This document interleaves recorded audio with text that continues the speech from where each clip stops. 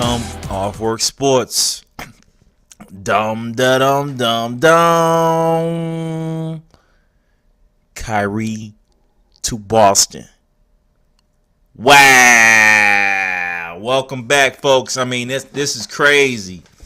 This is nuts right here.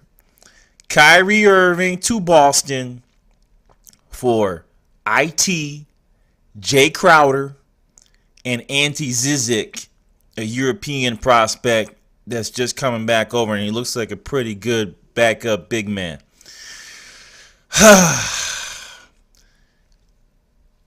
Off the top, looking at this trade, everyone's going, well, good swap. I mean, yes. Oh, I forgot to mention, Celtics also give the Brooklyn Nets, which is the most important part of the trade, the Brooklyn Nets first round pick. So if Brooklyn sucks next year, which they might, they get a first round pick for next year.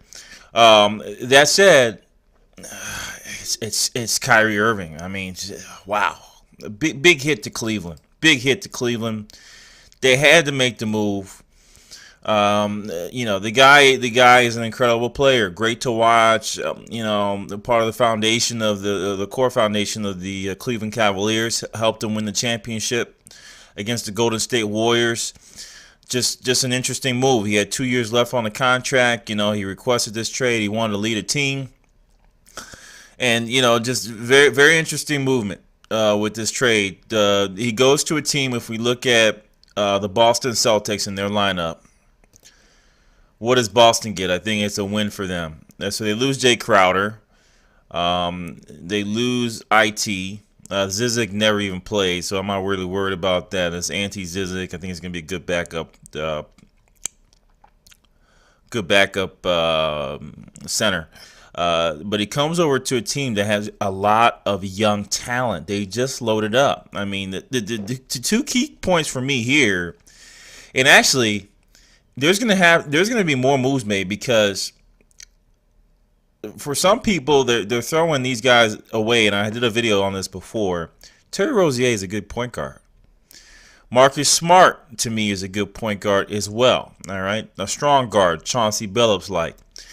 And then you also have, did they let him go finally? Yeah, they did. So the kid from Notre Dame, I forgot his name, Jackson. Jackson's gone. So Jackson's gone. They had three good guards. Now they have Kyrie. I think Marcus and Terry will play the backup role. Marcus can play multiple positions in the guard position. So interesting playing here. It looks like they picked up Shane Larkin, so they're kind of guard heavy again. Kadeem Allen's another guard. Gerald Green's a free agent. Don't know if they're going to re-sign him. But the building blocks for Kyrie to get to the point is Jaylen Brown and Jason Tatum. I like these two. I think this is a young core that he can build with. Okay, I know I can guarantee you this is one of the best positions that Kyrie could be in because of those two. Those are the X factors to me.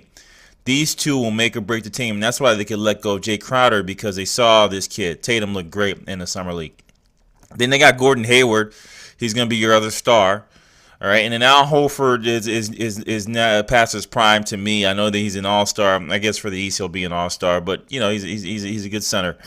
Does a lot of the dirty work. He's still a double guy potentially. But good starting blocks for Kyrie. But they need more draft picks. I don't think this is enough meat to get them where they need to be. Marcus Morris is an incredible power forward. Him and his brother have done a great job over the years, but are they guys that can take it to a championship? Is he going to be, no offense, a Kevin Love type player? The numbers appear so that he can do this, but is this a championship caliber team? No. They make it to the playoffs. The East is weak. I think so. But other than that, a good trade for Kyrie.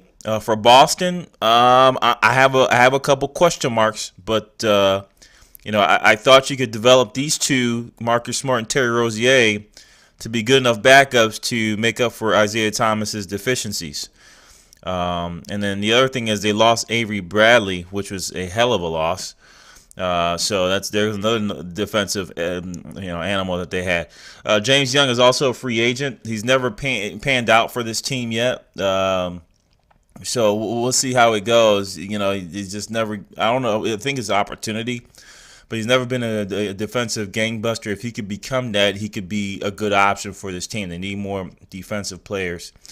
And they lost Kelly Olynyk. So big losses for this team. I don't think they're going to be as good as people think. I think they took a step back, to be honest. Okay. As far as in some respects, losing Avery Bradley and Kelly Olynyk, it's going to take a year or so to get that unwinded, and then they can build. What I'm saying by take a step back as far as because they lost most of their team, so these guys got to learn each other again. So it depends on how fast they learn. That'll be the X factor. What does Cleveland get? So Cleveland, they now get IT. All right. Then they get Jay Crowder. Right. Then they get Ante Zizic. Look at this lineup. Oh man, I was gonna say, damn, they took Kyrie Irving fast within 5 hours. So let me tell you who this hurts. I like this kid, K. Felder. Okay, I think he is the next IT. Maybe they're helping IT can help teach this kid.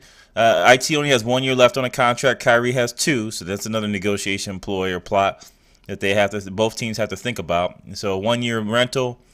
I think K. Felder can learn from him. It depends on how they move around with this kid. Jose Calderon, big guard, 6'3", can fill the defensive end. Then they got Derrick Rose, of course. Is this enough to push him through? I think so. Deron Williams, I think they're going to have to let him go. Again, sad to say, just didn't have a good playoff.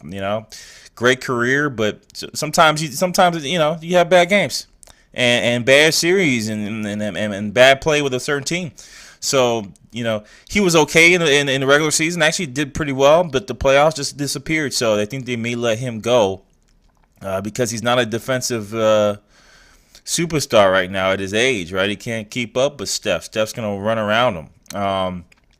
Jay Crowder and Iman Shepherd on the same team is interesting, all right? Now you got 2 defensive hogs along with, Dante Jones never stays the full season. He usually comes in the playoffs. I like these plays. Does Richard Jefferson have anything left in the wheels is the question. Steele was a formidable player last year. Does he have any wheels left? And then the big additions to me, along with the IT trade, is Jeff Green. So I think the Cavs improved, along with they got a first-round pick for next year. And if I were to look at the draft, I see a couple kids up there, a couple bigs. It'll be the year for the forward center. They have a lot of options there that they can reload and put in here. If I'm LeBron, nothing Lakers could put together that can match with what I have currently. I mean, you got Kevin Love. You're going to have IT. You got Jeff Green. IT doesn't. Let me give you another thing. Don't get angry. IT doesn't over dribble like Kyrie.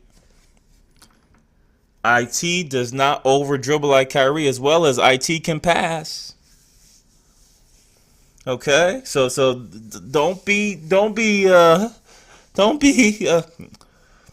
astonished if you see IT pulling off better numbers than Kyrie. From a numbers perspective, Kyrie is beautiful to watch with his handles, but in actuality, all he needs is a triple threat and to move and get the ball where it needs to go. The dribbling is just extra. You don't really need it, and that's what IT brings to the table. He's a triple threat, hesitation type player, and he can get anywhere he wants on the court.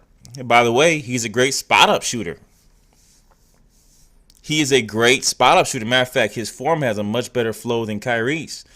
So, again, I like these plays. Crazy trade. I can't believe that this went down, but for both sides, it's a win, right? Boston's invested in their future. They're probably going to try to re-sign Kyrie to something. So they have a good play there. But I think the Cleveland Cavaliers are ready to go back to the championship. Now, there's a couple free agents that they can go out and get that I think are worthwhile. Nerlens Noel is available. All right. If I were Cleveland Cavaliers, I would definitely try to go out and get Nerlens Noel from a defensive perspective. All right. Tavares is good, but is not ready. Send him to the D League. I think that's where you go with that. There's a couple other players, like I said, dropped Deron Williams. I bring back Derek Williams. I like that. I like that play. Sesame Oldman has never, he's been overseas stash away. I'll leave him there. Dante's not going to play during the season. I like this squad. Another option for this team is I think Joe Green's a free agent. Go ahead and grab him too. Go ahead and grab Joe Green. And I think you have the best team you could put forth for this year to compete against the Warriors. You can see they're putting their foot forward, and no, the Lakers won't have a lineup like this. All right, they won't. They won't. They look good for what they have because everyone talks about LeBron going to Lakers. Let's just go to that squad. Ball's there.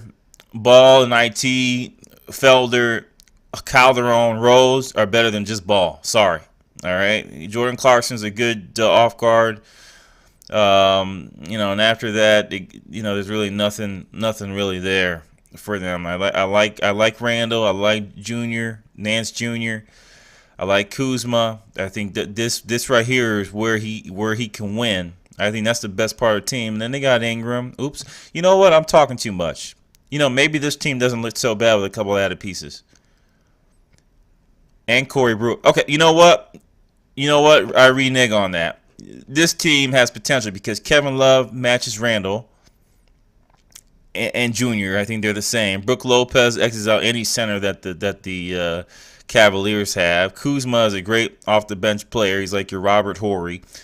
Ingram is playing the de facto. What LeBron doesn't have is a great small forward. He can be poor man's Durant, is what they say, just because of his stature. That's fine. And you got a dog point guard, Jason Kidd plus 2 inches with a little less speed. They got Pope. Good lineup. You know what? LeBron, okay, I got it. I get it. I get it now. Anyway, back to Cleveland.